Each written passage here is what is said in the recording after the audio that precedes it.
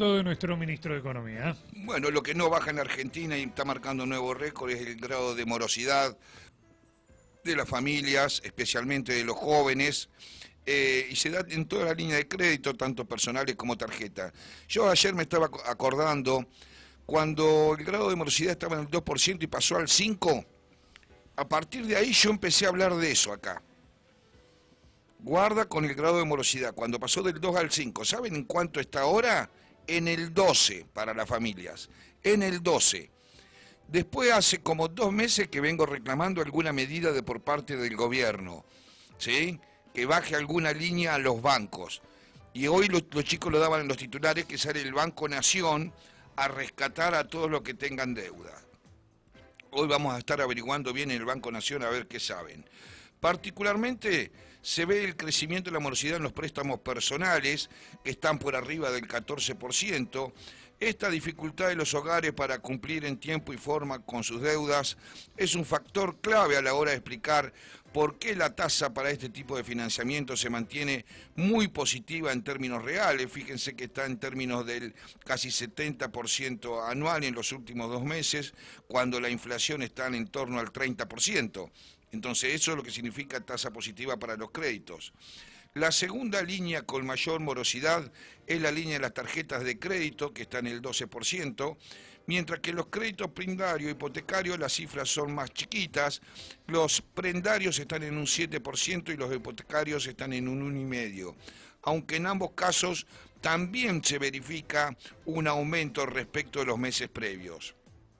Entre las empresas el índice está mucho mejor, la irregularidad en el financiamiento de las empresas está un poquito arriba del 3%, un valor mucho más acotado que el de las familias, pero también mucho mayor que se veía desde finales del 2024, donde estaba en el 0,7, para que nos hagamos una idea, hoy está arriba del 3. A nivel sectorial, los peores indicadores se los lleva construcción y el comercio, que se ubican en promedio con el 6% la construcción y un 5% el comercio en el grado de morosidad. Los que hablaron y los que mandaron un informe fueron la Gerencia de Estudios Económicos del Banco Provincia, que expresaron que la mora en los hogares no se explica por decisiones individuales, sino que es una consecuencia del programa económico. En ese sentido, marcaron 3 elementos macro que erosionan la capacidad de pago de las familias, que son la caída de los salarios reales, el aumento de los costos fijos por encima de la inflación y el mayor desempleo. Los ingresos, hay que reconocérselo, cayeron en 11 de los últimos 15 meses, a lo cual se le sumó la dificultad para refinanciar los préstamos con los bancos debido a la fuerte suba de tasas. Esto que aconteció en el segundo semestre del 25, tras ese desarme medio fracaso de las LEFIs y previo a las elecciones legislativas. Peor aún, agregó el informe del Banco Provincia, el ajuste en las tarifas de servicios públicos provocó que el ingreso disponible de los empleados públicos y privados caiga al 13% aproximadamente en los últimos 2 años para los usuarios sin subsidios y un 12% para aquellos que sí están alcanzados por el subsidio. En síntesis, menos poder adquisitivo, más gastos fijos, motivaron el salto en esta irregularidad de cartera.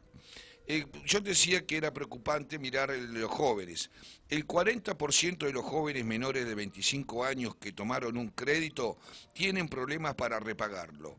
En ese sentido sobresale que el aumento de la desocupación se focaliza en este grupo, con un alza de 4 puntos en 2025 para los varones y 3 puntos para las mujeres, cuando el avance fue de 0,5 para los mayores de 25 años. Estos son datos del INDEC. Estos datos reflejan que el aumento de la morosidad no responde tanto de una falta de educación financiera como quisieron instalar en las últimas horas algunos voceros cercanos a la ideología del gobierno, sino en gran parte a una problemática macro que ya afecta a más de 6 millones de personas en la Argentina. El presidente del Banco Central, Santiago Bausili, aseguró que muchos bancos ya están acusando mejoras en los índices de moras. Si bien reconoció la problemática, descartó de cuajo la posibilidad de una subvención a los afectados, tuvo que dar marcha atrás. Y no vamos a usar, dijo, recursos del Estado para solucionar problemas particulares. Eso lo dijo la semana pasada.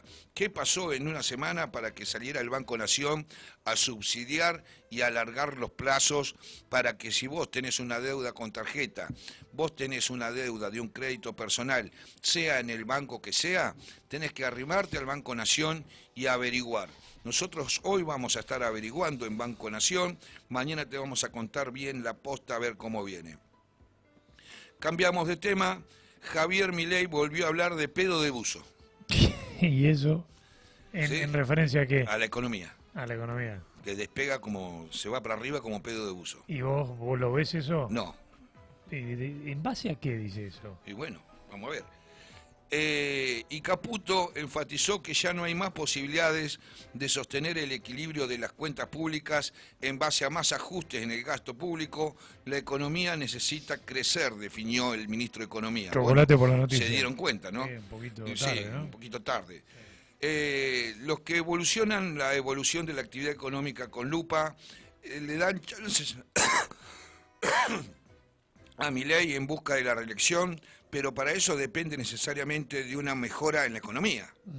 Si no le Lisa y mejora, llanamente pasa por ahí, olvídate. si no le mejora la economía, chau reelección. ¿Sí? Entonces, de aquí en adelante lo que vamos a ver que el riesgo país ya no depende exclusivamente de la acumulación de reservas del Banco Central, sino también de la evolución de lo que se denomina la economía real, la nuestra. La última semana cerró justamente con el gobierno a pleno festejando un rebote de la economía en marzo, ¿sí? Pero se volvió a caer en abril. Este crecimiento sorprendió hasta los más optimistas con una expansión del 3,5 mensual y del 5,5 interanual. ¿Y cómo siguen los indicadores, que es lo que nosotros proyectamos? La dinámica no va a ser tan positiva como la que quiere y necesita el gobierno. Estas son las proyecciones. La actividad seguirá dibujando un serrucho en los próximos meses, no tengo ninguna duda. ¿Ayer fue un día de euforia para los mercados? Sí. Rebotaron muy bien las acciones ayer. Un poco por lo local, pero mucho también por el contexto internacional, ¿no? Y los bonos. Sí, los bonos, los ADRs Sí. y YPF sobre todo. Sí, Muy bien anduvieron muy bien. Bien, todos estos datos parecen enfriar el entusiasmo oficial y revelan que el camino de la recuperación está lejos de ser una línea recta ascendente. Desde febrero del año pasado, la economía ingresó en lo que se denomina dinámica de serrucho, caracterizado por una inestabilidad. Fíjense que en los últimos 15 meses se registraron mermas, es decir, caída de la economía en 9 de ellos y suba en los otros. Este comportamiento intermitente sugiere que los festejos por un rebote podrían haber sido prematuros, ya que la actividad no logra consolidar una tendencia de crecimiento sostenido, que es lo que se necesita. Los indicadores de distintas cámaras empresarias dan cuenta que la actividad sigue floja. De alguna manera fue el propio ministro de Economía que abrió la puerta a ese mismo análisis. A partir de junio veremos los mejores 18 meses de las últimas 2 décadas, prometió, dijo Caputo. Desde junio, ¿sí? No es que ese escenario ya se estaba dando, y así parece, ¿no? Las ventas minoristas medidas por CAME, que incluyen las operaciones que se realizan de manera electrónica, mostraron en abril una baja de un 1,3% y un rojo del 3% en la comparación interanual. Y gran parte de la industria sigue también para abajo. Algunos ejemplos, por ejemplo, hubo un informe de ADEFA, que son los fabricantes de automotrices, que indicó que la producción de vehículos alcanzó 37.000 unidades el mes pasado, lo que implica una baja del 18% interanual y un descenso del 10% con respecto a marzo. Se están produciendo menos autos. ¿Por qué, Gabriel, los ADR de YPF, que en realidad son certificados que representan acciones, ¿no? Sí. ¿Por qué los ADR de YPF ayer estuvieron tan bien? ¿Por qué subieron? Por el tema del petróleo. ¿Por el contexto internacional? Claro. No hay una política local que favorezca que los ADR se impulsen. Ayer fue todo internacional. O sea, no hubo ningún mérito del gobierno en esto. Ayer fue todo internacional. Porque estoy tratando de ver en base a qué el presidente dice que... Repetí la palabra. Que la economía Que la economía va a despegar como gas de buzo. Como pedo de buzo. Sí, sí. Yo no quería decir de esa manera. Bueno, lo dijo el presidente. Pero es la realidad. Ahora, es la realidad lo que dice el presidente. La realidad que nos toca vivir a nosotros de la economía dista mucho. De eso. Para mí es una expresión de deseo, ¿no? Bueno, él se basa en números. Ellos están contentos todavía con el número de marzo. No están mirando los números de abril. Claro, falta abril, que todavía no se fue. Sí, se fue abril. Se fue va a abril. mayo ya. Claro. ¿Sí? Para ADIMRA, que es la cámara que agrupa las metalúrgicas, informó que la caída interanual es del 4% en abril, una merma de casi un 1,5% respecto de marzo. Al desglosar la actividad por sectores, se permite identificar una economía que se mueve a distintas velocidades, algo ya usual en el modelo Milei. Entre los sectores que lograron mantenerse en terreno positivo se destacan minas y cantera, pero en la zona de San Juan, La Rioja, Catamarca, que es el motor más dinámico con un alza del 12%. Intermediación financiera, los bancos siguen ganando, registró un crecimiento del 5%, y electricidad, gas y agua con una suba del 4%. El comercio, en cambio, sufrió una caída del 5%, mientras que la industria retrocedió un 1%. A pesar del traspié en abril, el acumulado del primer cuatrimestre del año arroja que la economía ha crecido un 1% en comparación con el mismo periodo del 2025. Es decir, por lo menos no nos caemos más, eso es lo bueno. La tendencia de corto plazo, muchachos, invita a la cautela totalmente.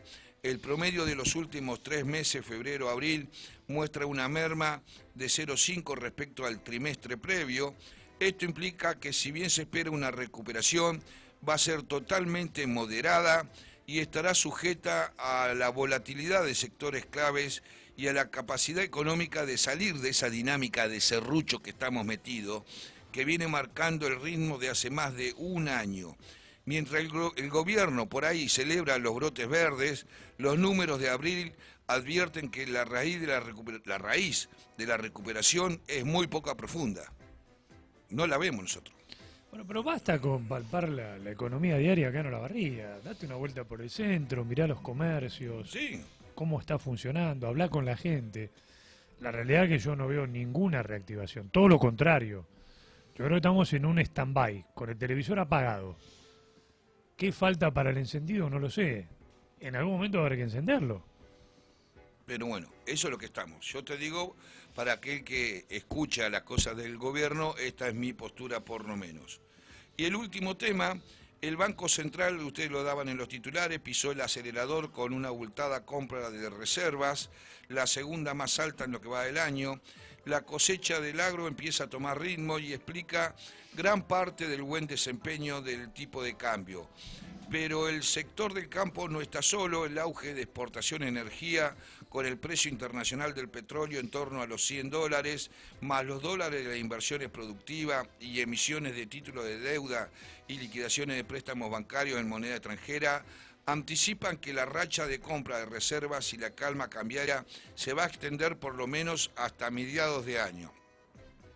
Los dólares que captó ayer miércoles el Banco Central fue el segundo más alto del programa de compra, solo superado por las primeras jornadas de abril.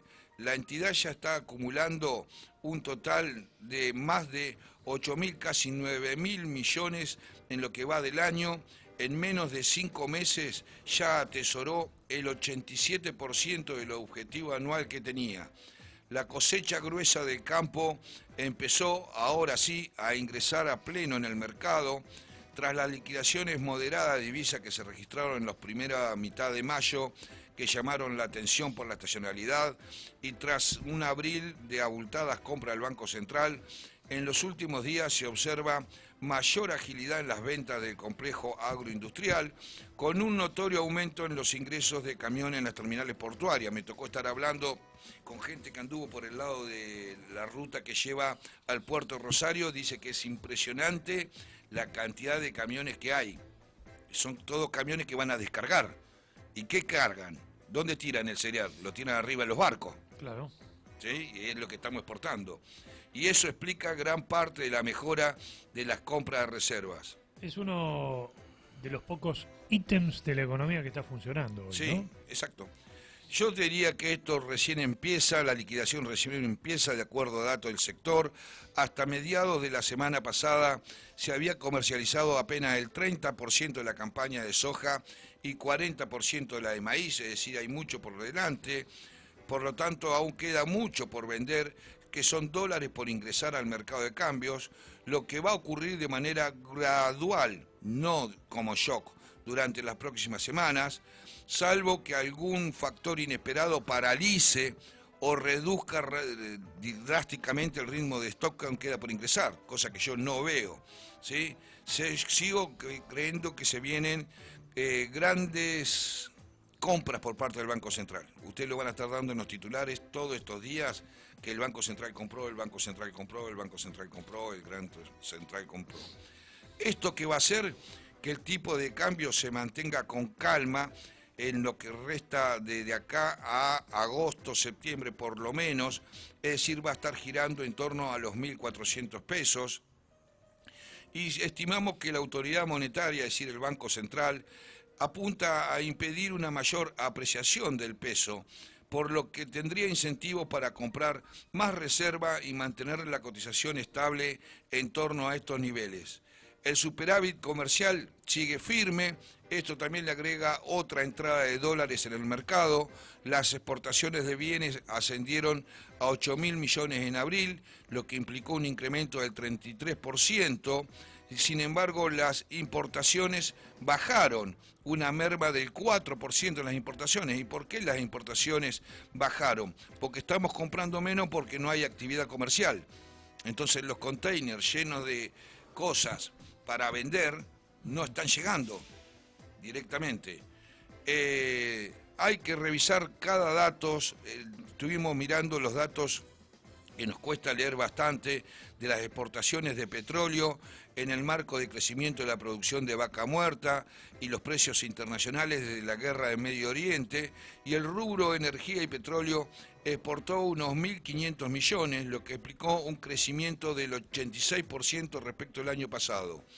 La balanza de energía ha tenido un superávit de 1.300 millones, lo que implica un alza de 160%.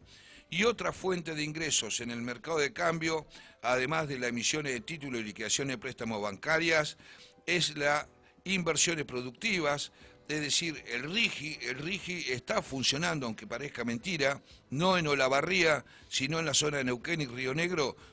Hay muchas inversiones en el RIGI. Se calcula que ya se han invertido 120.000 millones. En la gran mayoría de los casos los fondos están dirigidos hacia actividades energéticas y mineras, pero yo creo que eso se va a ampliar a otros rubros. Dólar estable, nadie espere una locura al respecto. Lo dijo nuestro ministro de Economía, el señor Gabriel Esmale, a las 8:13.